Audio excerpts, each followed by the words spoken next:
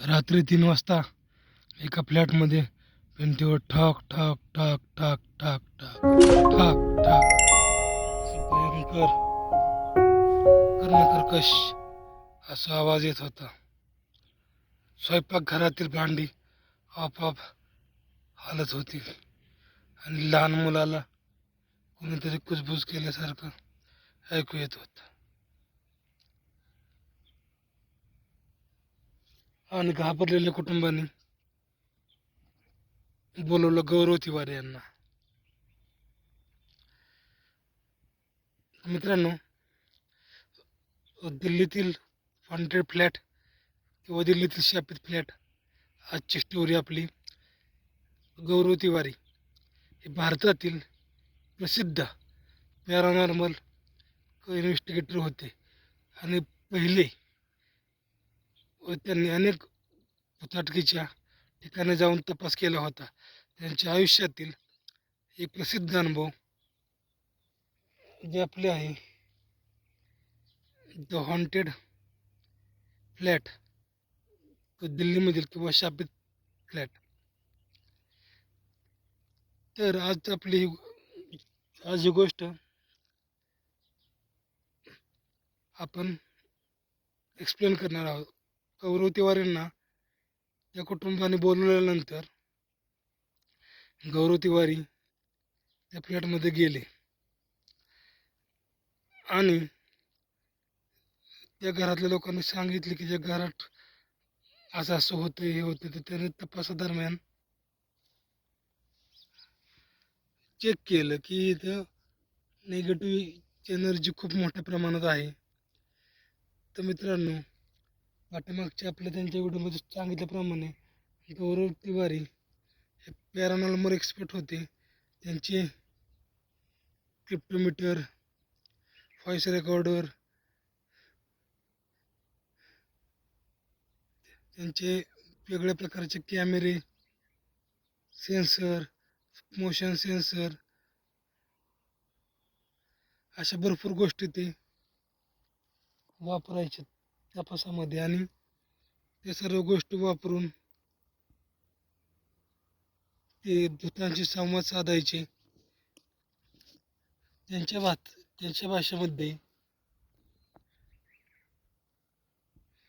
भूत म्हणजे किंवा आत्मा म्हणजे अनफिनिश्ड एनर्जीच होती. तर ते त्या प्रकारे त्या फ्लॅटमध्ये गेले. त्यांनी आपले क्रिप्टोमीटर, कॅमेरे सेटअप सर्व लावला आणि तिथं त्यांच्या टीमने सर्च करायला सुरुवात केली. सर्च करत असताना त्यांना जसं तिथे राहणाऱ्या लोकांना रात्री 3 वाजता भिंतीवर ठोके ऐकूनच होते, स्वयंपाकघरात भांडे आपोआप हलणे, कंपन, तसं लहान मुले कुजबुजल्यासारखं, तसं गौरव तिवारींच्या टीमला पण हे अनुभव येत होते. त्या रात्री गौरव तिवारी तिथेच थांबले. त्यांना तपास करत असताना कॅमेऱ्यात एक सावलीसारखी आकृती दिसली. कधी दिसायची, कधी फिरायची, कधी किचनमध्ये जाऊन गॅलरीत उभी राहायची, गॅलरीतून हॉलमध्ये जायची. अशी त्यांना आकृती बरेच वेळा ती दिसली. घरात अचानक त्यांचा शोध चालू असताना लाईट गेली. घरात थंडी वाढली. अचानक लाईट गेली आणि अशा प्रकारे लाईट आली, परत ये जा चालू होती. आणि पूर्वीच्या लोकांच्या सांगण्याप्रमाणे येथे एका स्त्रीने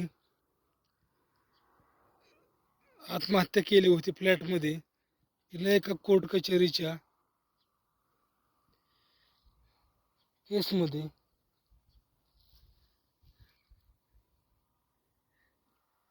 निर्णय तिच्या विरुद्ध गेल्याने तिने तिथेच आत्महत्या केली. त्याच्यामुळे त्याचा आत्मा तिथेच वावरत होता, त्याला न्याय मिळालेला नव्हता. त्यामुळे तो सारखा अनफिनिश्ड एनर्जी इकडून हे करत होते. तर गौरव तिवारी त्यांनी आपल्या इक्विपमेंटच्या सहाय्याने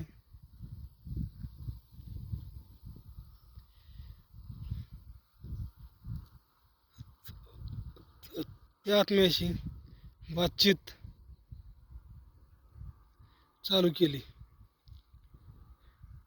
व तो नेहमीप्रमाणे सगळ्यांना म्हणायचा की तुम्ही माझ्यासोबत चला, तुम्ही माझ्यासोबत चला. पण हे म्हणणं पण शेवटी गौरवला घातक ठरलं, ते आपल्याला माहिती. तर त्याने त्याच्याबरोबर EM एफ मीटर, जे मीटर इलेक्ट्रोमॅग्नेटिक फील्ड मोजण्यासाठी पृथ्वीच्या ठिकाणी वापरले जातात. EMFचा लेवल अचानक वाढला किंवा तिथं 4-5 लाईटी असतात, त्यातनं 5 लाईट ब्लिंक झाल्या की त्या ठिकाणी अनफिनिश्ड एनर्जी किंवा आत्मा जो मोठ्या प्रमाणात आहे असं समजलं जातं. नंतर spirit box radio frequency scan करून आवाज कॅप्चर करण्यासाठी गोस्ट बॉक्स तो त्यांनी वापरला होता. त्याच्याद्वारे गौरव तिवारींनी दिल्ली हॉन्टेड फ्लॅटमध्ये त्या महिलेशी संवाद केला व सांगितलं, तुम्ही इथे लोकांना का त्रास देत आहात, तुम्ही माझ्यासोबत चला. मग असं हे करत असतानाच त्या आत्म्याने पहिल्यांदा तर त्याच्या न बोलण्यास किंवा नकार दिला बोलण्यास, आणि नंतर नंतर जसं गौरव तिवारी त्यांना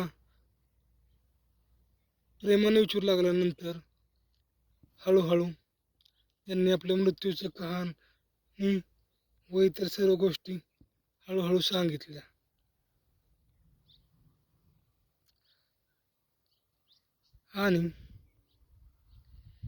आणि त्यांच्याला काय झालं हे सगळं त्या गोष्टी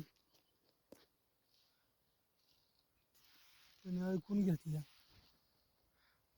आणि त्यांना विनंती केली की हे घर तुम्ही सोडा.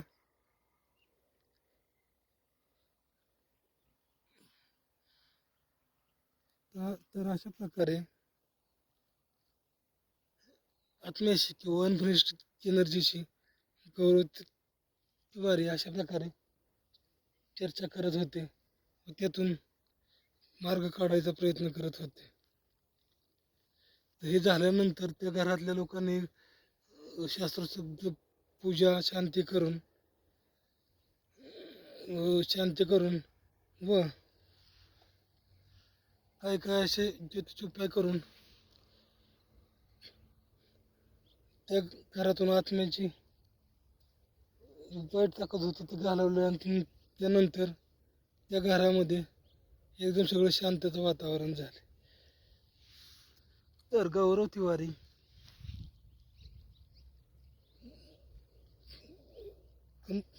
आपण माणूसच्या जात किंवा मानवजात